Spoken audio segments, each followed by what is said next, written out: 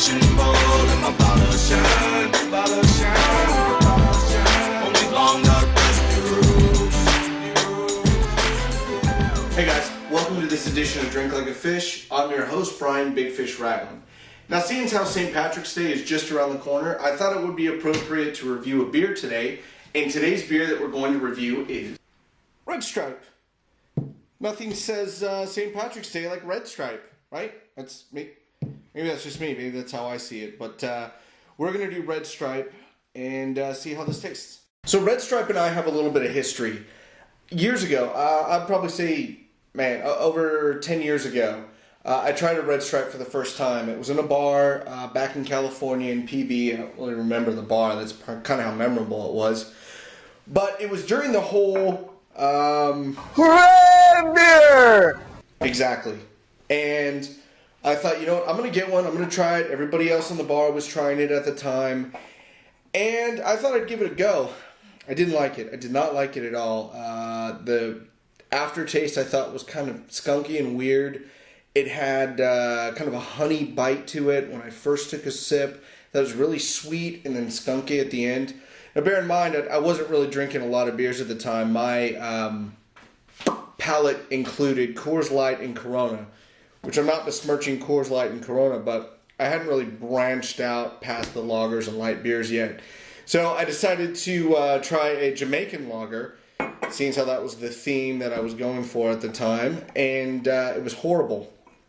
So I'm hoping to do some sort of redemption here. I'd like to retry it again now that I'm a certified expert in all things beer.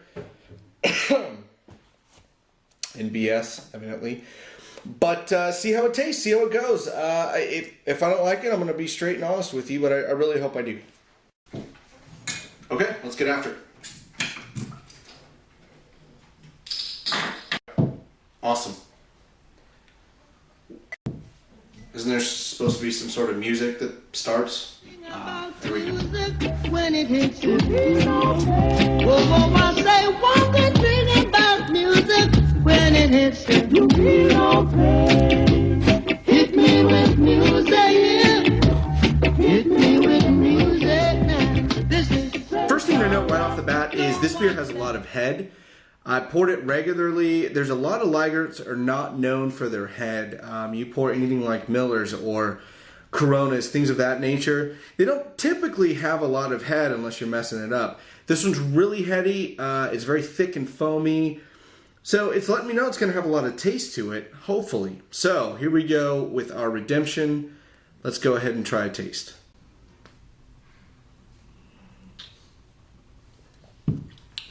Okay, this beer is not blowing my skirt up or anything. It's a decent lager. It's different than what I remembered, which I thought it may be the case at the time. It does have a different taste than a normal lager does. Let me rephrase that. An American lager. Now, don't be confused. Corona might as well be an American lager. So, it doesn't have quite the sweet taste that I remember, and it doesn't have a skunky aftertaste. So, I don't know if they just had a bunch just stored up at the bar that I was at, and I tasted it maybe at room temperature. I'm not sure, but this is okay. This is okay. I could see that it could be a problem if I were to leave it out and it got warmed up. Usually your beers, you want them around 50 degrees, and that's when you get a really good, crisp, cool taste. As they start to rise, that's when you get kind of your skunky taste, specifically for lagers. Now, if you do ales can be at room temperature, and you should be fine. So this one turns out okay. It's not my favorite. I probably would only have a couple of these. Now, I have a beer drinking question for you guys. Seems that we are right around drinking holidays. Which one, according to your opinion, is the bigger drinking holiday? Would it be St. Patrick's Day, or would it be Cinco de Mayo, and why? So, post your comments. Let me know which one. Let's see who the big winner is. St. Patrick's Day versus Cinco de Mayo. All right, that's all the time that we have for today. I appreciate you guys tuning in as usual. Also, a little bit of side note.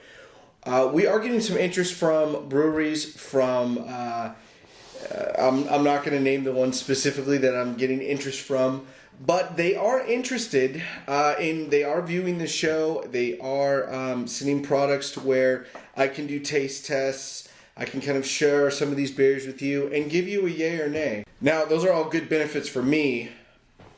I'm not quite sure how that benefits you, other than you get to see my mug on camera maybe a little bit longer. But once again, I'm having a blast doing this. I hope to be able to review more beers. And once again, like I said before, I'm not just going to do beers. I'm also going to do wines and whiskeys. And I have some of those lined up as well. And I'm also going to start doing peer beer reviews where it's not just me on camera. I'm going to bring in some of my buddies. We're going to do some reviews as well. Unless they're better at me than it, then you'll never see them again. Which could theoretically happen.